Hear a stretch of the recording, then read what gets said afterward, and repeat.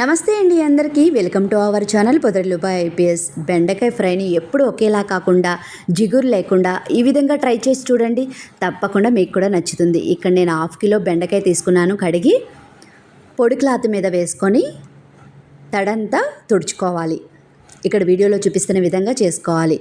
తర్వాత ఫ్రైకి సరిపడా ముక్కలుగా కట్ చేసుకోవాలి. తర్వాత స్టవ్ ఆన్ చేసుకొని కడాయి పెట్టుకొని ఆయిల్ వేసుకొని ఆయిల్ హీట్ అయిన తర్వాత కచ్చాపచ్చాగా దంచుకున్న ఎల్లుల్లిపాయలు వేసుకొని ఫ్రై చేసుకోవాలి.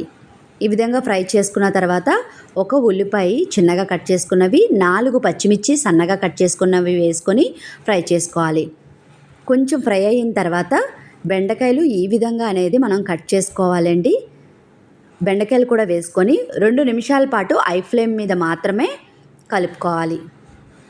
ఈ విధంగా కలుపుకున్న తర్వాత 2 నిమిషాల తర్వాత బెండకాయని పక్క పొయ్యికి షిఫ్ట్ చేసుకొని మీడియం మంట మీద పెట్టుకోవాలండి.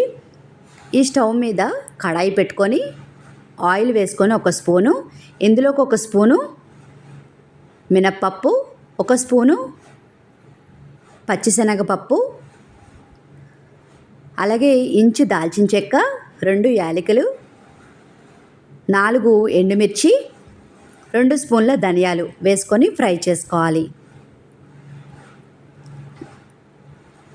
ఈ లోపల ఇది ఫ్రై అవుతూ ఉంటుందండి. ఈ లోపల మనము బెండకాయలో సాల్ట్ వేసుకోవాలి. రుచికి సరిపడా సాల్ట్ వేసుకోవాలి. బెండకాయలు వేసిన వెంటనే సాల్ట్ వేసుకుంటే వాటర్ ఫామ్ అయిపోయి జిగురు అనేది ఎక్కువగా వస్తుంది. కొంచెం ఫ్రై అయిన తర్వాత సాల్ట్ వేసుకుంటే జిగురు అనేది ఎక్కువగా ఫామ్ అవ్వదు. ఈ విధంగా కలుపుకోవాలి. ఇవి కొంచెం ఫ్రై అయిన తర్వాత ఇందులోకి 2 స్పూన్ల ఎండు కొబ్బరి పొడి వేసుకొని లైట్ బ్రౌన్ కలర్ వచ్చేంత వరకు ఫ్రై చేసుకోవాలి. ఈ విధంగా ఫ్రై చేసుకుంటే సరిపోతుందండి. స్టవ్ ఆఫ్ చేసుకొని చల్లారిన తర్వాత పొడి చేసుకోవాలి. మనకి బెండకాయలు ఈ విధంగా ఫ్రై అయిన తర్వాత ఇందులోకి కొంచెం పసుపు, అలాగే ముందుగా మనము పొడి చేసి పెట్టుకున్న కారాన్ని కూడా ఇందులోకి వేసుకోవాలి.